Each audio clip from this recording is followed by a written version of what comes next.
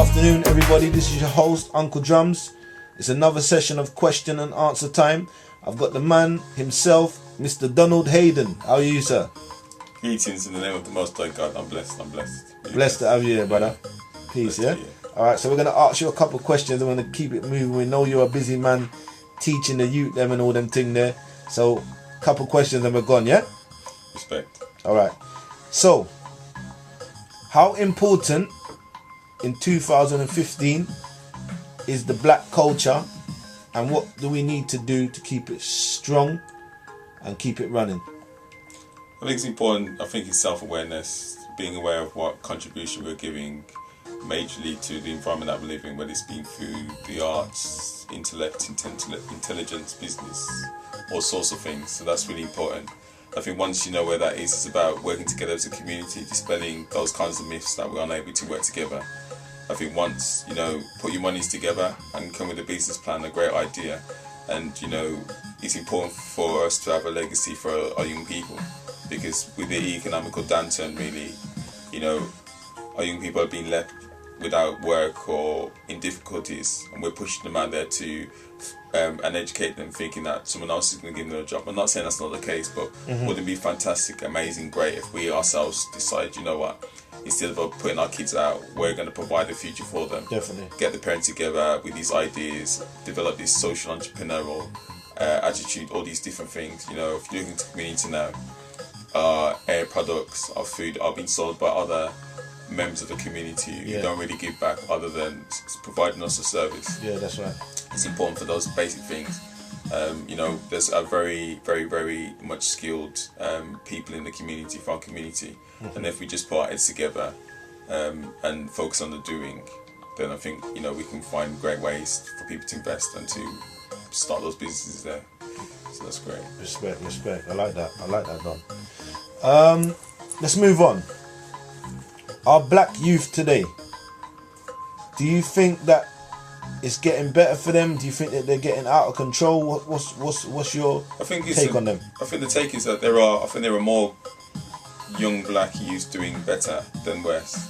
Okay. I think the system isn't necessarily designed to develop them in the way that we want to, and so they're getting a different type of upbringing at home, and then when they go to school, it's different. Okay. It's very common sense, the kind of direction and teachers that they get at home.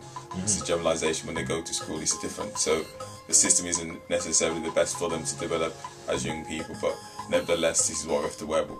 We have to work with what we've got. So in some ways, I think, with this generation, they're very much integrated into the system. Yeah. And I think it's a very sad situation in terms of parents having to work very hard. That there's such a void between this generation and the current generation.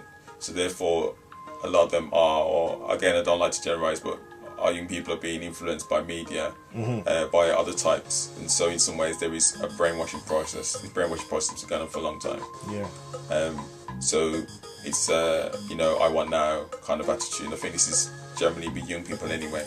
But again, as being minorities in the system, it's for us to go out there, chase them, show them love, give them direction, show that we're there. And it's not just about focusing on the ones that we see, which are the most blurry and the loudmouths, but those that are quietly getting on with their stuff, and try and bring them in so that when they reach a position of power, they're not going to feel like, who are you? I never knew you. I didn't know you when I was small. Yeah, and that's what the issue is that then when these people come into our focal point, whether they're in the media or high profile position, we then call them, coconuts or vice versa, the sellouts. But we were never there for them when they were going through their rough periods. So how we expect for them to give back, really. So if we nurture them as a community, then therefore they'll know, look, actually, I'm proud of being black, and they'll have a sense of identity and have a sense of community behind.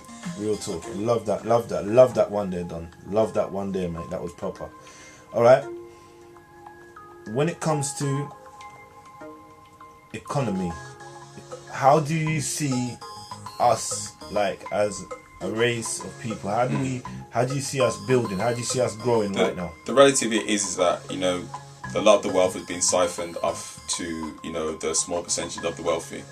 The middle class has been eradicated. Those jobs there that would be there before are slowly dispersing, and then those jobs are being put back onto the system. But less of a wage. So there's more professionals out there, more than the jobs or the quality of the jobs. There's always jobs out there, but it's just the quality of the jobs where you can say you're living and not having to, you know, struggle. But the system's designed that way. But it's for us really to move away from expecting others to be finding a way for us, because the economy is awash with money. That's the reality of it. But they will tell you that, you know, we have to pull in and tighten. Yeah. And the system here is it's kind of like a legal slavery system. Yeah. So the way that you free yourselves really is to develop your own economy, and to, you know, come together and say, okay, you know, we're going to be our own bosses. Again, what I said earlier. Yeah. It's if one person decides to do it by themselves, it's going to be a struggle. The bank's not really that keen on lending.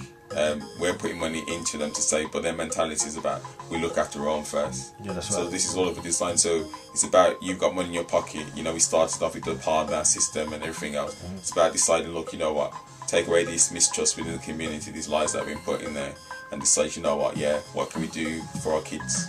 You know this, I know this, what can we do? And that's the case. Really? You know, it's very important. And invest in our kids. Let them make mistakes, you know, give them the opportunities that we didn't have. Because it's not just about buying trainers, because this is what we teach them. We're being emotionally compulsive buyers, that we have to buy them the best, this and that. But what it is that they don't have no real appreciation for that, because it's easy come, easy go. So therefore you're giving them a lifestyle that they feel that they can't achieve themselves. When you say go and work in McDonald's to learn skills and stuff, they go no, because that wages seems too long for them to actually buy their own stuff. So it is a case of looking at the skills you've got, as to say, I fully believe that this is the time where there is opportunities, but we have to seize the moment now. Putting money into properties, you know, is okay and it's great, but it's longevity. Whereas there are other ways that you can invest your money and get a better return. Got you, bro. Because if you miss a mortgage, you've lost your yard straight away. If you buy your car, it depreciates, and then you're told that you need psychologically you need to get another car. So within a year, it's old. So it's about investing money in people, in products, in design, in things that, you know, are going to be like, you know, lasting a lot longer and going to have returns. And also as well, just encourage you, try and see if you can get other funding streams. Yes, if you get your 9-to-5 job, that's just to pay your bills. If you've got another funding stream, that's the money you invest for savings or so. So yeah, it's cool. Just another thing, we live in a life, this environment is very stressful. And just to be aware of the stress, you know, look at yourself, try and see if you can eat healthy, you know, bring back the family, communal eating and all those things, and try and, if you can crack a joke, you know, love will conquer, and, you know, trust and belief in the Almighty, which is very important, because it works for me. Enough love, take care, God bless. Blessed, Don, yeah? Bye. Enough love, my brother.